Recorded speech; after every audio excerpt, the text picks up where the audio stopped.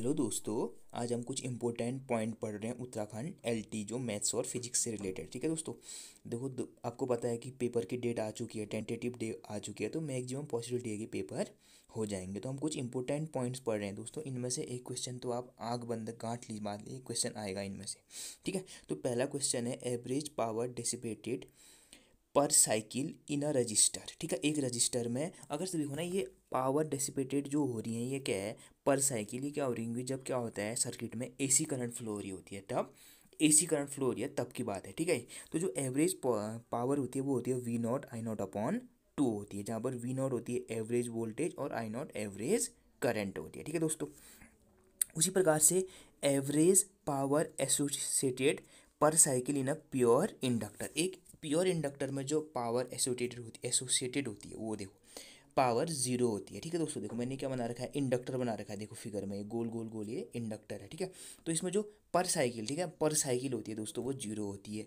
और average power associated पर cycle in a pure capacitor ये भी जीरो होती है दोस्तों। ठीक है, पर साइकिल एवरेज पावर जो कैपेसिटर में होती है दोस्तों ये जीरो होती है। ठीक है दोस्तों, तो आपका ये ऊपर वाला आया था दोस्तों, इंडक्टर वाला आया था कि इंडक्टर में जो एवरेज पावर होती है वो कितनी होती है।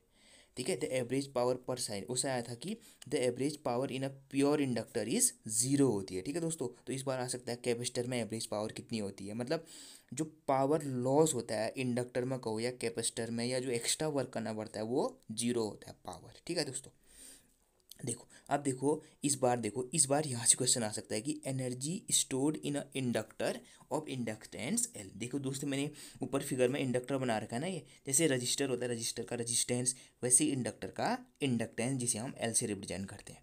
तो एनर्जी स्टोर्ड कितनी होती है, हाफ एल इंटू आई स्क्वायर। ठीक है दोस्तों, ये इंपॉर्टेंट है, इस बार एनर्जी स्टोर्ड आ सकता है। ठीक है, उसी प्रकार से देखो energy stored in a pure capacitor of capacitance C क्या होती है, Q square upon two C या half C into V square. क्योंकि दोस्तों ऐसा होता है क्यू बराबर क्या होता है, सी इंटू वी होता है ना, क्यू बराबर सी इंटू वी होता है। अगर देखो ये क्यू स्क्वायर की जगह आप सी इंटू वी का स्क्वायर करोगे तो हो जाएगा C square V square upon two C, एक सी से एक कट गया तो क्या बन गया, half C into V square. देखो दोस्तों इनमें से एक आएगा इस बार, देखना एनर्जी स्टोर पक्का आएगा दोस्तों।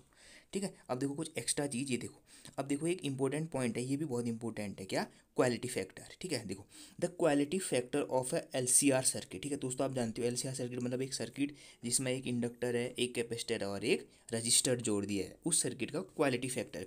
देखो क्वालिटी फैक्टर कहने का मतलब क्या होगा, जो सिग्नल ये पास करेंगे ना, देखो ये जो एलसीआर सर्किट्स होते हैं जैसे हमारे टीवी रेडियो टेलीविज़न होते हैं इनमें लगाया होता है। ठीक है, ये लगा होता है। ठीक है, और जो हमारे एंटीना होते हैं वहाँ ये एलसीआर सर्किट्स होते हैं। ठीक है, तो ये जो सिग्नल्स को पास कर रहे हैं उसको कितना, किस क्वालिटी में, जितना जिस क्वालिटी में रिसीव कर रहे हैं क्या उसी क्वालिटी में दे रहे हैं, या बढ़ा कर दे रहे हैं या घटा कर दे रहे हैं, वो कह रहा था क्वालिटी फैक्टर। ठीक है, तो किसी एलसीआर सर्किट का क्वालिटी फैक्टर क्यू बराबर होता है one upon R under root L upon C, जहाँ पर एल सी आर क्या है, आर है रजिस्टेंस ऑफ रजिस्टर, एल है inductance of inductor, capacitance of capacitor C है दोस्तों। ये भी बहुत इंपॉर्टेंट है, क्वालिटी फैक्टर ये पूछ सकता है 2 नंबर में। ठीक है, देखो अब देखो the impedance of capacitor having capacitance C. देखो जैसे रजिस्टर का रजिस्टेंस होता है ना आर कहते हैं, वैसी कैपेसिटर का इम्पीडेंस कहते हैं, कभी कभी कैपेसिटिव इंडक्टेंस भी कहते हैं इसको। ठीक है, इम्पीडेंस को कैपेसिटिव इंडक्टेंस भी कहते हैं। एक्सी बराबर वन अपॉन ओमेगा सी,